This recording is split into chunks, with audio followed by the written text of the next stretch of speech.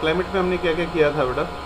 तो क्लाइमेट में हमने किया था सबसे पहले वेदर क्या होता है, दूसरा एलिमेंट क्या होता है, उसके बाद कौन कौन से फैक्टर्स है जैसे temperature, atmospheric pressure, wind, humidity और प्रेसिपिटेशन, जो किसी भी जगह के क्लाइमेट के लिए रिस्पॉन्सिबल होते हैं। उसके बाद क्या किया था कि फैक्टर्स को अफेक्ट कौन कौन सी चीज़ें करती हैं इंडिया में। जो 4-5 चीज़ें थी, पहला क्या है लैटिट्यूड, दूसरा है एल्टीट्यूड, तीसरा है डिस्टेंस फ्रॉम द सी, और चौथा कौन सा है ओशन करंट। तो ये बचपन वाली चीज़ें ही हैं, 7th क्लास वाली चीज़ है, दोबारा आ गई हैं। तो कहने का मतलब हमें खुद को पता होना चाहिए। जैसे अभी हम प्लेन्स में, हमें गर्मी लग रही है, पर अगर हिमालय में चले जाएंगे या वैष्णो देवी चले जाएंगे पहाड़ों में, तो हमें कैसा लगने लगता है, ठंडा लगने लगता है ना, ठंडा लगने लगता है। उसके बाद नेक्स्ट जो है, उसके बाद एल्टीट्यूड मतलब समझ में आ गया होगा, हाइट, ऊंचाई। तो हम जैसे जैसे ऊंचाई पे जाते रहते हैं, तापमान या टेम्परेचर कम होते रहता है, तो हमें ठंड लगने शुरू हो जाती है। तीसरा हो गया बेटा डिस्टेंस फ्रॉम द सी, मतलब समुंदर से दूरी। अगर तुम समुंदर के किनारे जाओगे ना, तुम्हें कभी ज़्यादा ठंडा लगेगा ना कभी ज़्यादा गर्मी लगेगी। तो वैसे क्लाइमेट को क्या बोला जाता है, मॉडरेट क्लाइमेट, और हिंदी में क्या बोला जाता है बेटा, सम जलवायु। ठीक है। और अभी हम जो यहाँ बैठे हैं, गर्मियों में ज़्यादा गर्मी, ठंडियों में ज़्यादा गर्मी, इसको इंग्लिश में क्या बोला जाता है, एक्सट्रीम क्लाइमेट, और हिंदी में क्या बोला जाता है, विषम जलवायु।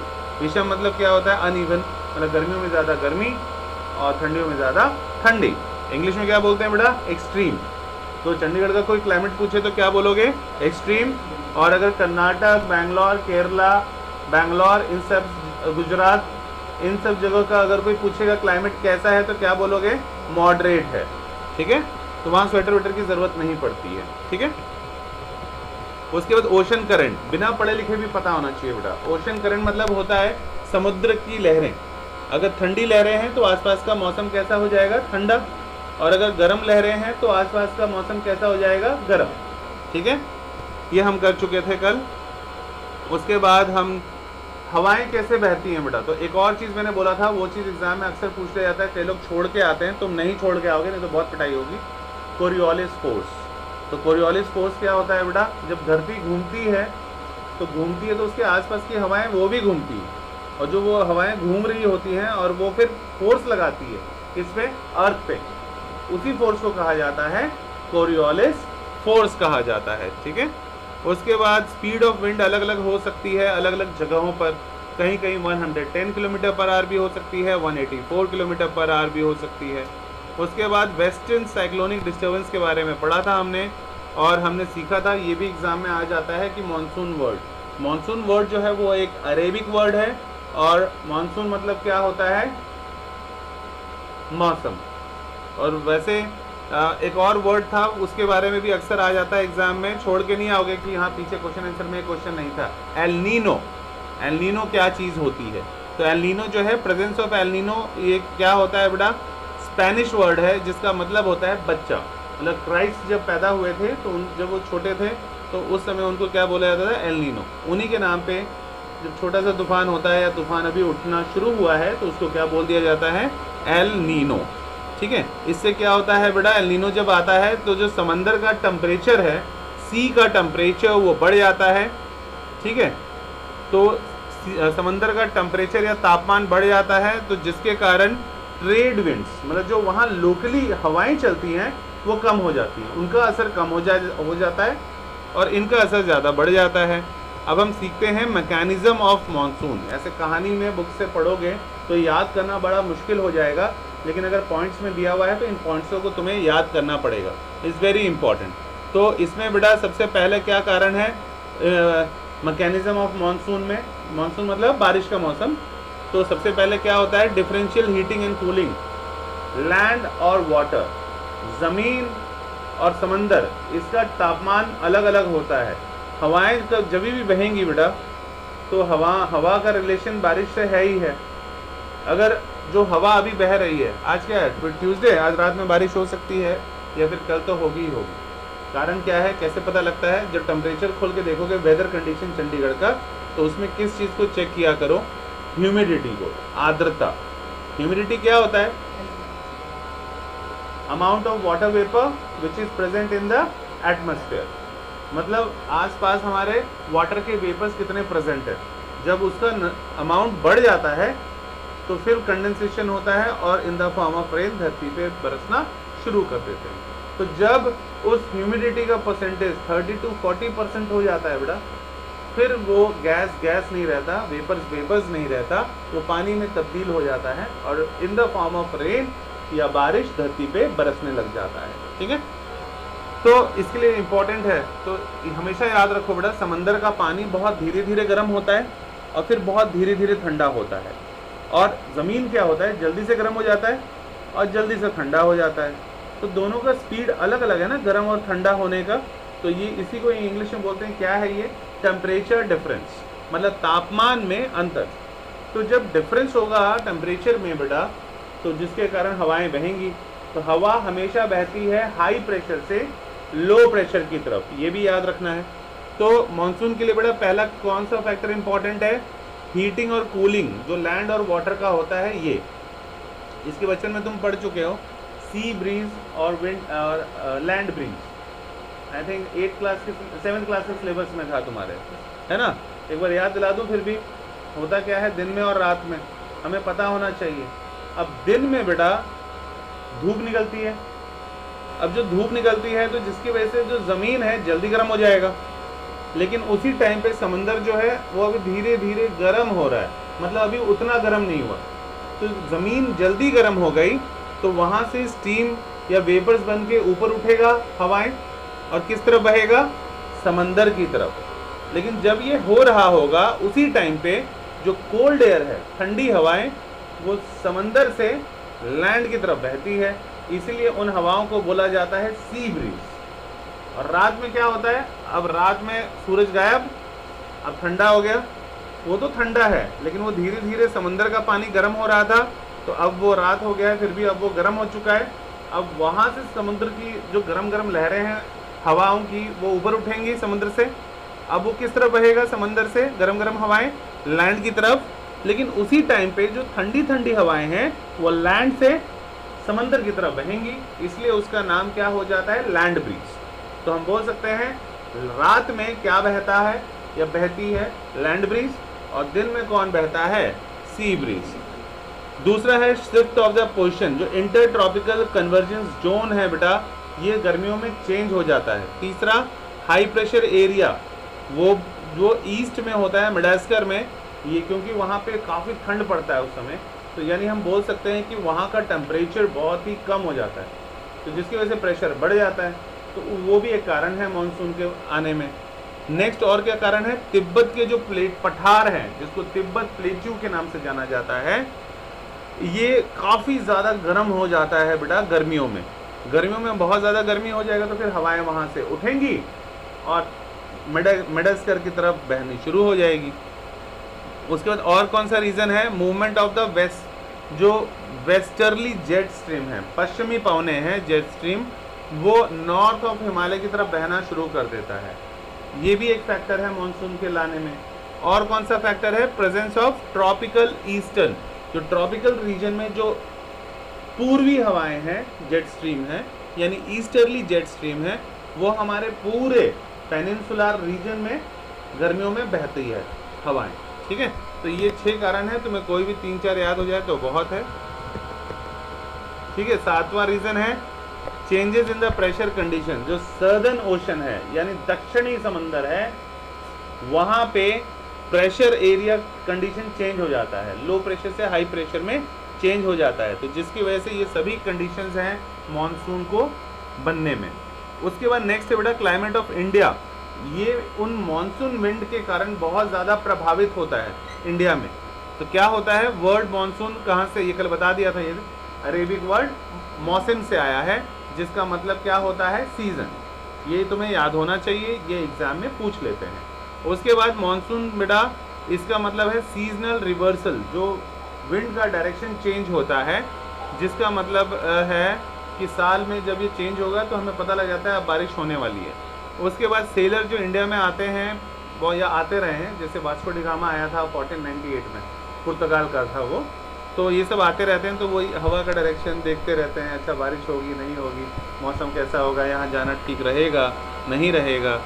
तो ये सब जो है इनको उस समय वर्ड का मतलब पता था। मॉनसून मॉनसून जो है बेटा वो ट्रॉपिकल एरिया में रफली 20 डिग्री नॉर्थ और 25 डिग्री साउथ के बीच में होता है सबसे ज़्यादा। और around the time of the arrival, जब बारिश शुरू होने वाला है बेटा, ये मानसून का मौसम आने वाला है, तो बारिश काफ़ी ज़्यादा बढ़ जाता है और अचानक से और एकदम झमाझम बरसने लग जाता है बारिश। उसको क्या बोला जाता है? Burst of the monsoon. Burst मतलब अचानक से फट गया, बोलते नहीं बादल फट गया, वैसे अचानक से तेज तेज बारिश होता है, फिर अचानक से शांत हो जाता है। वैसा होता है ना कभी कभी मानसून आने से पहले, उसको बोला जाता है बर्स्ट ऑफ द मानसून। और इसको हम प्री मानसून शावर से डिस्टिंग्विश भी कर सकते हैं। दोनों चीज़ें अलग अलग है बेटा। अचानक से जो बारिश मतलब मानसून आने से पहले जो अचानक से बारिश हुई तेज तेज फिर रुक गई, उसको बोलते हैं बर्स्ट ऑफ द मानसून। लेकिन जो हल्की फुल्की बारिश होती रहती है उसको बोलते हैं, क्या बोलते हैं? प्री मानसून शावर, मतलब मानसून से पहले होने वाली शावर, उसको बोलते हैं प्री मानसून शावर। अच्छा, उसके बाद मानसून जब सदर्न टिप इंडिया में जब नीचे की तरफ से पहुंचता है इंडिया में, तो दो जगहों से पहुंच सकता है बेटा, देखो ध्यान से, या तो अरेबियन सी की तरफ से या तो बे ऑफ बंगाल की तरफ से पहुंच सकता है। तो अरेबियन सी वाले जो ब्रांच है वो सबसे पहले अगर आएगा बारिश तो कहाँ पहुंचता है बेटा? देखो वहाँ पे महाराष्ट्र में पहुंच जाता है। अब महाराष्ट्र में जब पहुंच गया तो 10 जून तक, क्योंकि बारिश का मौसम कौन सा होता है? जून, जुलाई, अगस्त, सितंबर। तो 10 जून में इसलिए सबसे ज़्यादा बारिश होती है महाराष्ट्र में। बुरा हाल हो जाता है बारिश में महाराष्ट्र में। और ऐसा कहा भी जाता है बेटा कि अगर 3 दिन तक लगातार बारिश हुई तो पूरी की पूरी मुंबई डूब सकती है, ऐसा भी बोला जाता है। ठीक है, मुंबई के बारे में। तो ये फेयरली बहुत ही रैपिड, बहुत तेज़ी से बारिश अंदर घुसती है इंडिया में महाराष्ट्र की तरफ से। और जब मिड जून होता है तो अरेबियन सी ब्रांच जो मानसून का है वो धीरे धीरे महाराष्ट्र से किस तरफ बढ़ता है बेटा? ऊपर गुजरात की तरफ। दिख रहा है गुजरात हरा हरा सा? तो महाराष्ट्र से गुजरात की तरफ मानसून बढ़ता है और उसके बाद वहाँ से धीरे धीरे पूरे इंडिया का सेंट्रल पार्ट यानी बीच में पहुँच जाता है। कहने का मतलब क्या है? यहाँ से घुसा बेटा, देखो महाराष्ट्र में, यहाँ से घुसा गुजरात में, फिर यहाँ से पूरा इंडिया के चारों तरफ फैल जाता है। ठीक है, तो मैं आपको दिमाग में रखोगे तो याद रहेगा कि मानसून कैसे घुसा अंदर, फिर कहाँ गया, फिर कहाँ गया, फिर कहाँ गया। मैप के थ्रू पढ़ो उसको। तो अब हम बात करते हैं उन हवाओं के बारे में जो अपने साथ नमी ला रही है, मतलब ह्यूमिडिटी, और इंडिया में बारिश करा रही है। तो दूसरी ब्रांच कहाँ से आएगी बेटा? इस साइड से, मतलब बे ऑफ बंगाल से। तो दूसरा पॉइंट अगर देखोगे तो बे ऑफ बंगाल वाला है, यानी बंगाल की खाड़ी। तो वहाँ से जब आती है बेटा एडवांस, ये फिर धीरे धीरे सबसे पहले कहाँ पहुँचेगी? आसाम। आसाम कहाँ है सभी को पता है? ईस्ट में है। उसके बाद आसाम में पहुँच के फर्स्ट वीक ऑफ जून में पहुँच जाती है। और उसके बाद लॉफ्टी जो छोटे छोटे से माउंटेन्स हैं वो मानसून विंड्स को डिफ्लेक्ट कर देते हैं, हवाएं उनसे टकराती है और वहाँ से, आसाम में पहाड़ बहुत है तो वहाँ से टकरा के अपना रास्ता चेंज कर लेते हैं और वेस्ट की तरफ बहना शुरू कर देते हैं, गंगा प्लेन्स की तरफ। तो अरेबियन सी और बे ऑफ बंगाल ब्रांच जो मानसून का है ये पूरे ही नॉर्थ वेस्टर्न पार्ट गंगा के मैदान में फैला हुआ है। उसके बाद दिल्ली की बात करें अगर बेटा, तो ये मानसून शॉवर जो है, अगर कहाँ के समुंदर से हवाएं आ रही हैं जो दिल्ली साइड में बारिश ला रही हैं, तो वो बे ऑफ बंगाल वाली होगी कि अरेबियन सी वाली? तो क्या याद रखना है तुम्हें? बे ऑफ बंगाल वाली। तो बे ऑफ बंगाल वाली जो आई वो अपने साथ हवाएं लाई नमी वाली, और उसी के कारण फर्स्ट वीक ऑफ जुलाई में दिल्ली, पंजाब, हरियाणा, वेस्टर्न उत्तर प्रदेश, सब राजस्थान, सब जगह बारिश होनी शुरू हो जाती है। ठीक है, और मिड जुलाई में आते आते मानसून जो है वो कहाँ तक पहुँच जाता है बेटा? ऊपर हिमाचल प्रदेश तक। हिमाचल प्रदेश में भी पहुँच जाएगा और फिर धीरे धीरे पूरे देश में बारिश होनी शुरू हो जाएगी। तो ये प्रोसीजर होता है मानसून का, जून से जुलाई तक सारा प्रोग्राम। उसके बाद जब विड्रॉल या फिर रीट्रीट ऑफ मानसून, ये एक बहुत ही ग्रेजुअल, मतलब धीरे धीरे होने वाला प्रोसेस है। ये भी एग्जाम में आ जाता है, बहुत ही इंपॉर्टेंट क्वेश्चन है इस चैप्टर का। तो विड्रॉल ऑफ मानसून या फिर कि अब बारिश जब जाएगा तो धीरे धीरे कैसे कैसे जाएगा, तो ये बेटा नॉर्थ वेस्टर्न स्टेट से शुरू हो जाता है। सबसे पहले बारिश बंद कहाँ होती है? North west states. कौन सा है नॉर्थ वेस्टर्न स्टेट, ध्यान से देखो, वही राजस्थान, गुजरात, पंजाब, ये सब नॉर्थ वेस्ट वाले स्टेट है। यहाँ बारिश सबसे पहले चले भी जाती है, पर इसका मतलब ये नहीं कि जब चली गई तो गुजरात में भी नहीं, महाराष्ट्र में नहीं, यहाँ से जानी भी अब धीरे धीरे शुरू हुई।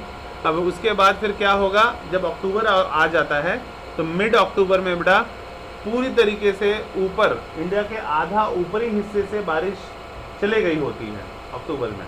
हाँ, लेकिन साउथ में कहीं कहीं हो रही होती है उसकी, ठीक है। तो withdrawal of southern half of the peninsular जो है वो फेयरली बहुत ही तेज़ी से होता है, मतलब ऊपर से तो धीरे धीरे बारिश होनी कम हुई, लेकिन साउथ से बहुत जल्दी बारिश चली जाती है, रैपिडली होता है ये प्रोसेस।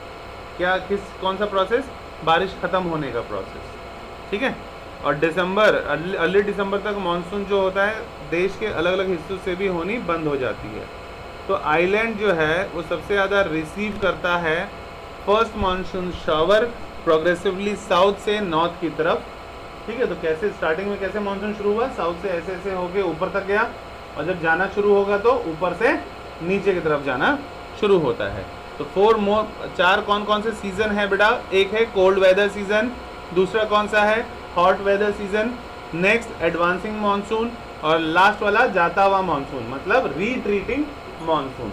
रिट्रीटिंग मानसून किसको कहा जाता है, जाता हुआ मानसून। तो ये चीज़ें तुमको एक्सप्लेन पॉइंट्स में दिए हुए हैं, जैसे याद रखना है तो ये ज़रूर लिख लोगे, इम्पॉर्टेंट है। उसके बाद मानसून, ये काल बैसाखी जो कि वेस्ट बंगाल में होता है, इसके बारे में भी काफ़ी बार आ जाता है एग्ज़ाम में बेटा। तो फिर क्या होता है इसमें, हॉट वेदर मतलब गर्मियों में होता है, ये गर्मियों में बारिश तुमको मिलेगा देखने के लिए बंगाल में, और उस बारिश को बोला जाता है, समर में कभी कभी वहाँ लोकलाइज थंडरस्टॉर्म तूफान चलना शुरू हो जाता है और काफ़ी तेज़ हवाएं चलती हैं, उसके बाद ओला पड़ते हैं और उसको बोला जाता है काल बैसाखी। काल बैसाखी भी कहा जाता है उसको बंगाल में, ठीक है। बैसाख, जब यहाँ पे बैसाखी हम लोग सेलिब्रेट करते हैं पंजाब में, उसी टाइम पे वहाँ बारिश हो रही होती है लोकल विंड्स की वजह से, और इसको कहा जाता है काल बैसाखी। उसके बाद एक और है बेटा, गर्मियों में ही एक और जगह केरला और कर्नाटक में बहुत बारिश होती है गर्मियों में, उस बारिश को बोला जाता है मैंगो शावर। मैंगो शावर क्यों बोलते हैं पता है, जब आम की फसल देखोगे और तोड़ के पेड़ से खा लोगे तो तुम्हें उतना मीठा नहीं लगेगा, लेकिन जब बारिश हो जाती है तेज़ तेज़, उसके बाद आम पक जाता है, फिर उसके अंदर रस आ जाता है, फिर उस आम को पकड़ के खाओगे तो बहुत मीठा मीठा लगेगा। तो ऐसा बोला जाता है कि वो बारिश ऊपर कुदरत ने करवाया ही क्यों है, ताकि आम में रस आ जाए, इसलिए उस शावर का नाम क्या पड़ गया, मैंगो शावर।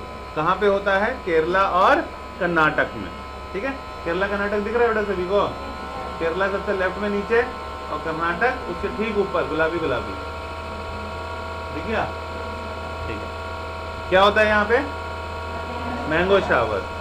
काल बैसाखी कहाँ होता है, वेस्ट बंगाल। इस तरह से याद रखना है, ठीक है।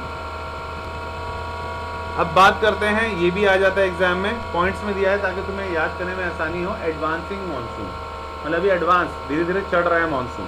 तो ये मानसून जो है बेटा 100 से 120 दिन में, जून से लेकर सितंबर तक पूरे इंडिया में बारिश होने लग जाता है। तो अर्ली जून, मतलब अभी जून के स्टार्टिंग में एक low pressure area condition create होता है बेटा, कहाँ पे, नॉर्थ वाले रीजन में, उत्तरी भाग में, ठीक है।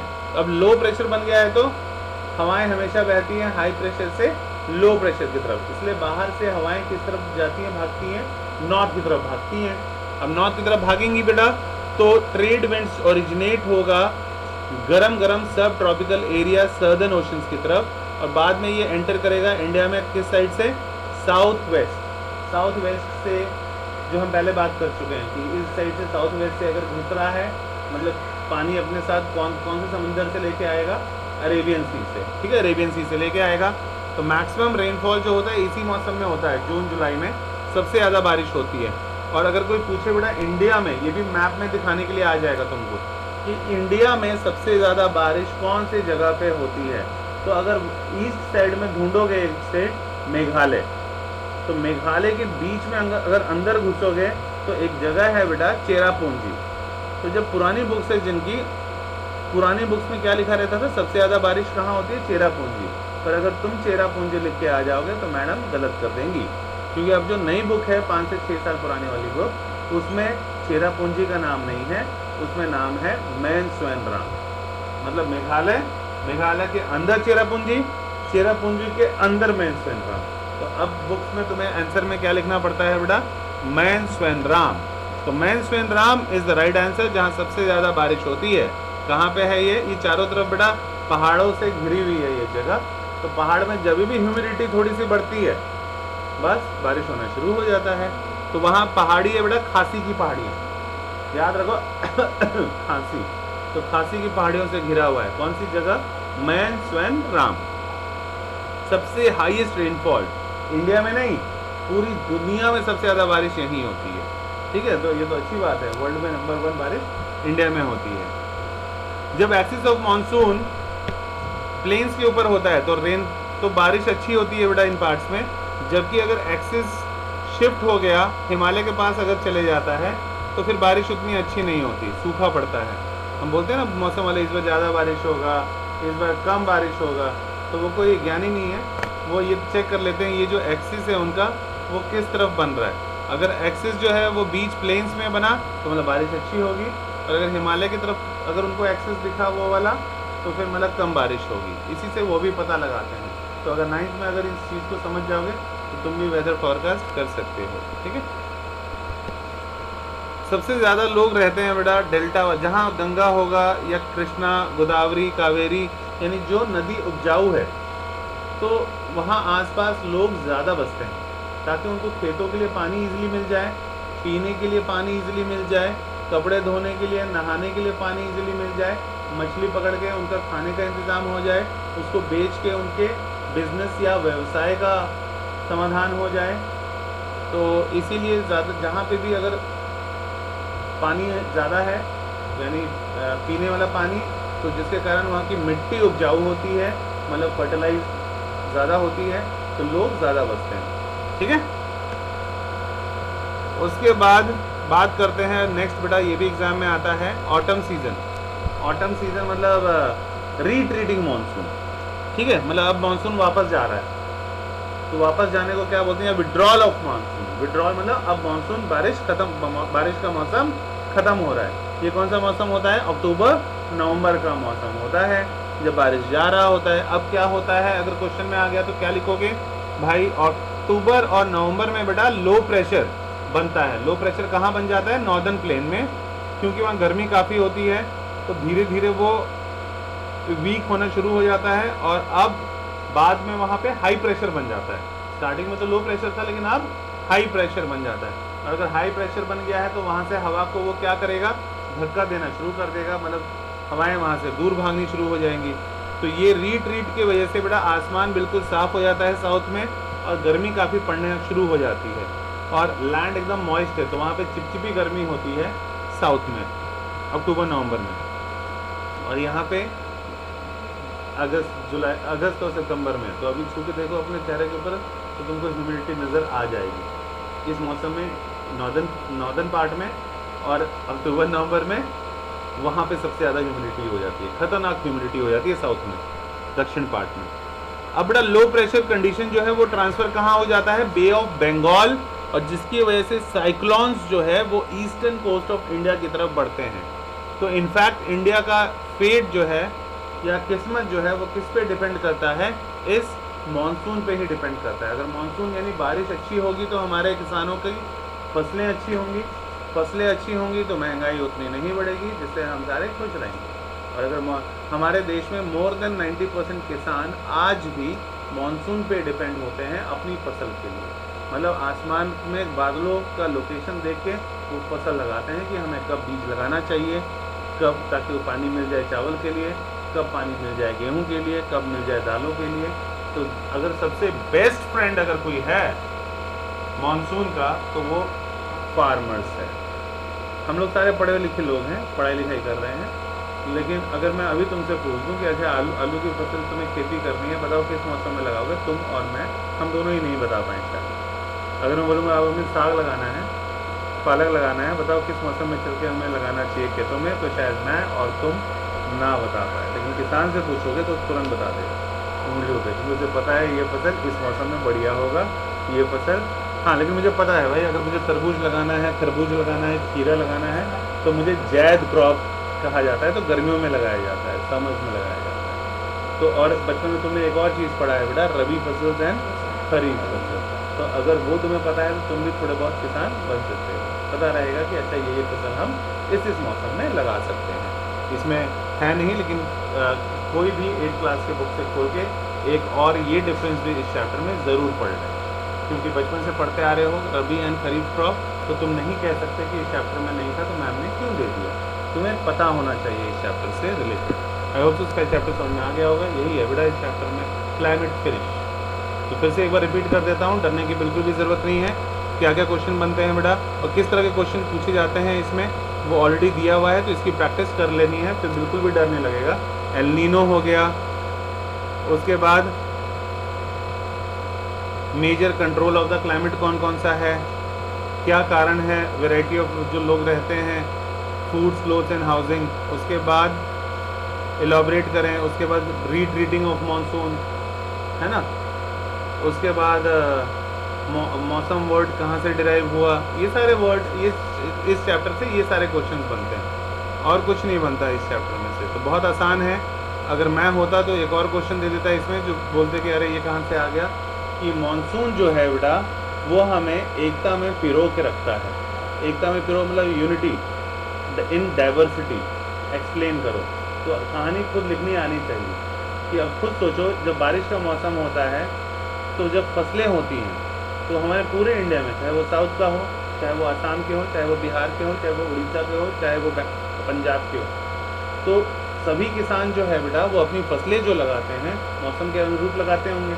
अब चावल की जब फसल हो जाती है, जब काटने का टाइम आता है, तो सभी स्टेट्स में अलग अलग जगह पे अलग अलग त्यौहार मनाए जाते हैं, फेस्टिवल। तो मानसून से किसी एक कास्ट, एक क्रीड, एक स्टेट के लोगों को फ़ायदा नहीं होता है, बल्कि पूरे देश को फ़ायदा होता है। तो जिस टाइम हम यहाँ पे बैसाखी बना रहे होते हैं पंजाब में, उसी टाइम पे असम में लोग बिहू बना रहे होते हैं, उसी टाइम पे साउथ के लोग पोंगल बना रहे होते हैं, उसी टाइम पे बिहार एंड यूपी के लोग मकर संक्रांत बना रहे होते हैं, उसी टाइम पे अलग अलग स्टेट में अलग अलग फेस्टिवल हम सेलिब्रेट करते हैं, लेकिन सभी के पीछे मकसद एक ही है। किस चीज़ को सेलिब्रेट करना? बारिश की पूजा, एक तरह से कि बारिश नहीं होता तो फसलें अच्छी नहीं होती, तो हमें चावल नसीब नहीं होता। उसी में फिर बोलते हैं अच्छा ये प्रसाद है, ये प्रसाद है। वो प्रसाद का मतलब क्या है? Food is in the form of prasad, क्योंकि हमने वो चीज़ देखा है, तुम लोगों ने वो अपने ज़िंदगी में देखा नहीं है, ना मैंने देखा है, पर जब पढ़ोगे, पढ़ाई लिखाई करोगे, तो एक दौर आया था बेटा 1960 का टाइम। तो अंग्रेज़ों ने बहुत हमारा नुकसान करके गए थे। वो इंडिगोस की खेती करवाते थे और खेतों में कुछ भी नहीं था, मिट्टी उपजाऊ नहीं थी, तो कुछ हुआ नहीं, अब फसल नहीं हुई, तो काफ़ी लोग भूखे मर गए थे। 90 लाख से ज़्यादा लोग सिर्फ भूखे मर गए थे। इसलिए कहता हूँ रिस्पेक्ट द ग्रेन्स, अन्न की हमेशा रिस्पेक्ट करो। जितना भूख हो उतना ही लो थाली में, ताकि बाकी ना जाए नाली में, है ना। क्योंकि उसकी वजह से सोचो 1 करोड़ से ज़्यादा लोग हमारे देश में मर गए थे, अगर वो होते तो क्या बात होती है ना। तो ये एक बहुत ही शर्म की बात है हम लोगों के लिए। उसके बाद ही नारा दिया गया था लाल बहादुर शास्त्री द्वारा, जय जवान जय किसान। अमेरिका ने हमारा मजाक उड़ाया था, भूखे नंगे लोग आ जाते हैं, लेकिन फिर नारा दिया गया और हमारे किसानों ने इतनी मेहनत की, इतनी कि आज की डेट में, तभी से लेके 1961 में हम जब हारे चाइना से बेटा, उसके बाद से ही लेके एक रूल बना है डिफेंस में, जिसके पापा आर्मी में है, एयरफोर्स, ITBP, नेवी, किसी में भी, कि 6 महीने का राशन एडवांस में रख लिया जाता है, कि अगर कहीं फंसे भी हो तो 6 महीने तक राशन की कोई दिक्कत नहीं है। ठीक है।